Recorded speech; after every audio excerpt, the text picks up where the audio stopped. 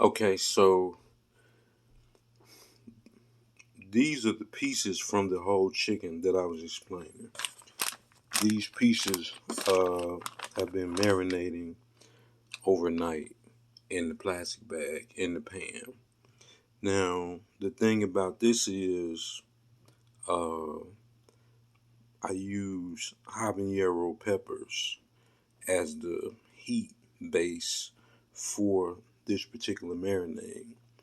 Um, and I added, a multitudes of spices and herbs and fresh parsley to marinate the chicken.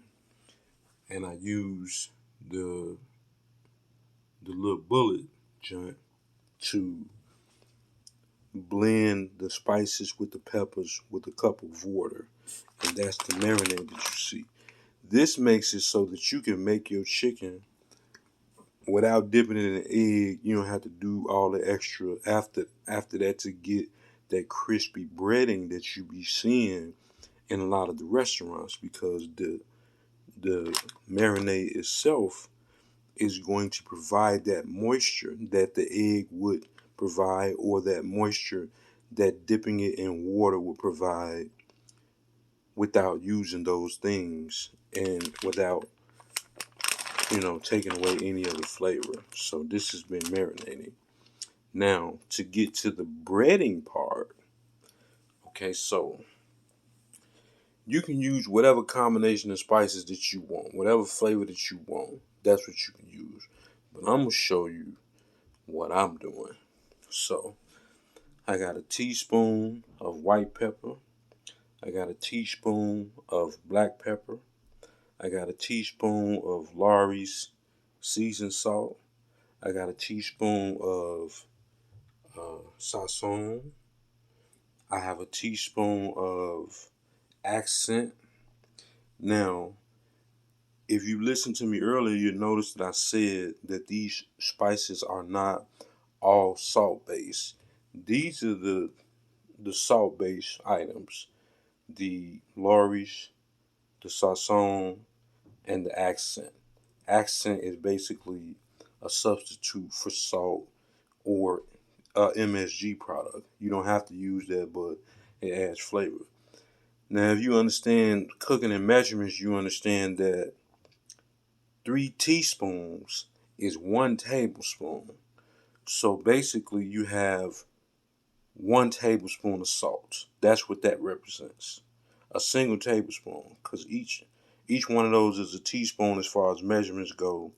You got 1 tablespoon of salt combined, except it's not regular salt. It's a uh, uh, Lowry seasoned salt, Sasson salt, and accent, which is a salt substitute. And then I also have a teaspoon of regular salt.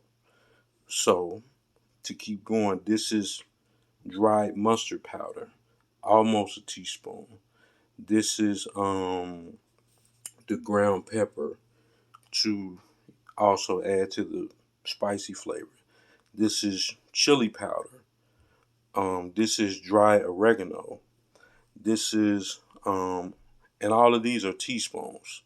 Teaspoon of chili powder, hot pepper powder, teaspoon of dried oregano, teaspoon of chili powder. This is a teaspoon of onion powder. This is a teaspoon of garlic powder, and this is paprika, and this is brown sugar. The brown sugar is an additive that'll take those spices, and it won't be sweet, but it's like a mediator, if you understand what that is. So these are the the salts and the spices that'll be added to the flour. This is, you can use 2 cups of flour. Some people say use three. This is about 2 cups of flour. So I'm gonna add this to the flour so it'll have a deep flavor, in addition to the marinade of the chicken. So if you season your chicken and let that season sit on your chicken 30 minutes, an hour, overnight, 2 days, whatever you decide. That's under the breading.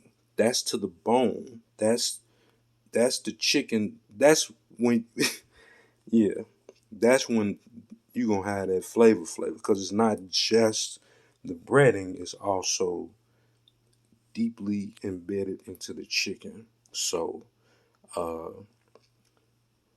basically now it's just simple. This is already moist, and when you uh add this, you mix that to the flour, and you simply use the moisture from your marinade to carry into the flour, and you sift it, sift it, sift it, sift it, sift it, sift it. You have to sift it maybe, 7, 10 times, and moisturize, not moisturize, but massage the chicken, and you'll see the flakes from when you do that. You want to pat that, make sure you pat the excess flour off of it, because if you don't pat the excess flour, you create like a paste, and then your bread will be hard. That's not what you want to do. So just clap the chicken together, get the excess flour off, put that on a dry plate to the side, and let that sit for at least 10 minutes. Always let your chicken bread sit for at least 10 minutes so that the moisture inside the chicken, the marinade, will adhere to that flour. So when you put it in the grease, it's not gonna just fall off into the bottom of the grease. That what it'll do is, if your temperature is about 300 degrees, it'll create those contours. It'll create the contours that we call crispiness in chicken. It'll make your chicken look like the restaurant chicken that a lot of people be trying to achieve, but they don't understand that as soon as you bread chicken, if you bread it and then throw it right into the grease, that that breading gon' a lot of that breading gon' those crispy contours and those naps and what you be looking for in crispy chicken, it'll fall off. So to prevent that, let your chicken sit after you bread it for about 10 minutes, and that'll let that moisture catch up with the breading, and that moisture itself will create those pockets of crispiness that you be looking for, like a Popeyes or wherever. I don't want to shout out no particular brands, but home based chicken, that's what we doing. So that's what's up. My pleasure. Thank me later.